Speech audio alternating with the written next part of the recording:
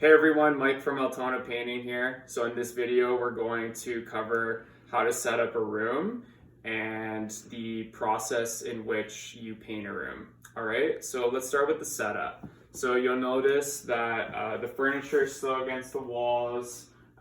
So what you're gonna wanna do before you start a job, you're always gonna wanna ask your clients to take everything off the walls, which we've done already, and you're gonna want to ask them to push the furniture into the middle of the room. So I've left it like this just so you can see what I want you to do afterwards. All right, so what we've done is we've put all the furniture in the middle of the room, so you can see now we have a clear laneway to put the step ladder. We can walk around the room and work efficiently. So now we can proceed to the next step, which is taking all the faceplates off. I recommend using a drill because it's so much faster than doing it by hand. All right. Sometimes the faceplates are stuck from the old paint job, so what I do is I go on as best as I can in an inconspicuous spot, and I just pry it away from the wall. Oops. There we go. And then you just repair that after. Most of the time they should just come right off, but sometimes they're stuck because whoever painted it last sometimes just painted it with the faceplate on the wall still. I would say the next best thing for the faceplates is put them somewhere that you know they're not going to get lost. So if you're working in an empty home with no homeowners, I usually just put them in the kitchen cabinets. Another thing you can do is you can bring some Ziploc baggies with you and put all the faceplates and the screws in Ziploc baggies. So you're gonna have to put them all back when you're done. All right, so we are painting this room top to bottom. So if you look at the ceiling, you can see it's stucco. Stucco sprays back profusely, so we need to tarp everything that's in the room. So plastic on the furniture, which is in the process, and paper on the floors, okay? You can use tarps, you can use drop sheets. Ideally, paper is the best. It takes a little bit longer to set up, but it is a guaranteed fail-safe, idiot-proof, whatever you want to call it, assurance that oil paint is not going to splatter all over your nice floor. All right, so the paper comes in about 5-foot wide rolls, so obviously it's far too wide for this, so I'm just cutting it to size, and you'll see what it looks like in a sec. Okay, so we've cut our paper to size, so now what we're going to do is we're going to tape it down, and what you want to do is keep the nice beautiful straight edge running along the wall, because you can see the edge that we've cut here is not perfect, which is fine, it doesn't have to be. So when you're putting the paper down, you want to give yourself, I would say, at least 1 centimeter to 1 inch of room to put the tape over, because the tape needs to hold the paper down while you are working, okay? And you don't want to put it on the baseboard because you're going to paint the baseboard.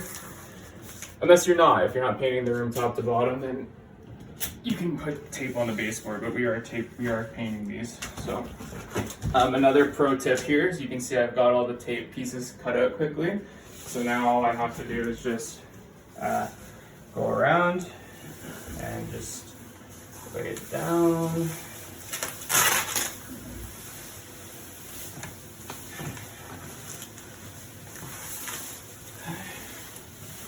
And that's pretty much the gist of that. So in the next little segment, you'll see that the room is going to be papered, and we'll move on to the next portion. Yeah. All right, so as you can see now, the room is fully set up. Okay, so we got the plastic covering all the furniture. And yeah, I guess this is a little blooper, even the lamp that's on.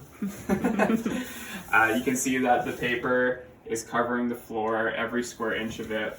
Actually, we made one little mistake, and I think there's value in us showing this on video.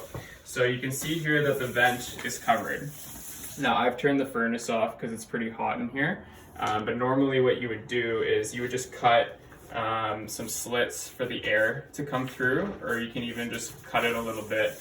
And because what happens is if you just leave the vent covered and the air is coming up through the vent, then it lifts the paper up and it rips it up, and it just wastes time and such, right? So let's just walk around the room. I want you to see how we've covered basically every square inch of the floor. No exposed floor anywhere, right? And if there is any exposed floor, you can just very quickly throw a drop sheet over it. Keeps it simple and covers the floor like we needed to.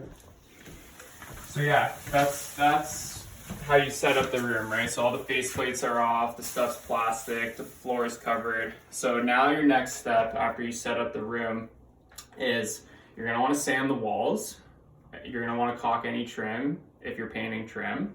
And then after that, you can get to puttying. And then while all the caulking and the putty is drying, you can start cutting and rolling the ceiling. So when you're painting a room, from the beginning to the end, you always want to be as efficient as possible. You want to maximize your time. So while you're doing one thing and something else is drying. So after I'm done caulking, I'm going to start puttying. So the caulking is drying while I'm puttying, and then I'm going to paint the ceiling, and then the putty and the caulking are drying. So you get the idea. So the next thing I'm going to do here is I'm going to caulk the quarter round to the baseboard real quickly here. I'm going to leave this one for when we're done painting the job. It leaves a sharper finish when you caulk after you paint the walls. So here, I'm just going to run it along there. Pull it across. Okay. And then anywhere where the quarter round is separated from itself, I'm just gonna fill that in. Okay. And basically you do that all the way around the room. Okay, I'm not gonna show that on the whole video. You'll be here till tomorrow. So let's move on to sanding.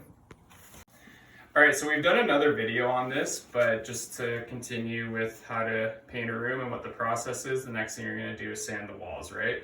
So you're gonna wanna get the Richard non-flip metal head. They're a little bit more expensive, but trust me, totally worth the time and investment, because when you have the plastic head where you screw the wing nuts onto the clip, sometimes it flips over, and you get dings in the wall from the wing nut scraping the wall. And my painters, they're laughing at me right now behind the camera because they know what it's like to repair a ceiling from the thing flipping up and scraping the ceiling. So watch how fast it goes with this head. So you're basically just knocking down any drips, any crap from the last paint job that was in the roller tray, any imperfections in the wall, and you're just opening up not the pores of the wood because we're not staining a deck. You're abrading the surface so that the paint or primer takes to it better.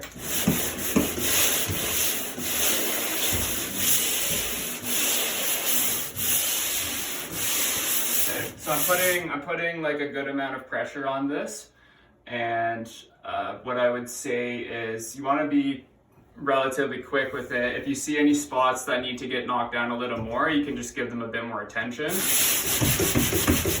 Just like that. Okay, so the speed at which you should do this is pretty fast. So I'm just gonna do this whole wall real quick and you'll see how fast you should do a wall.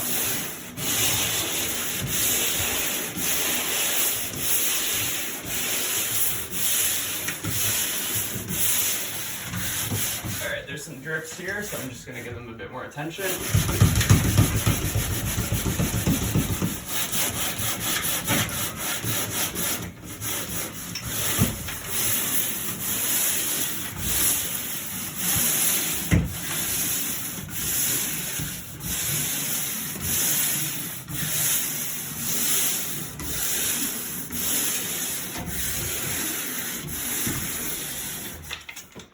Right, so you're gonna go around the room, do that to all the walls in the room, and if there's any like really big things protruding out, like drips or whatever, you can just skim coat them and smooth them out that way.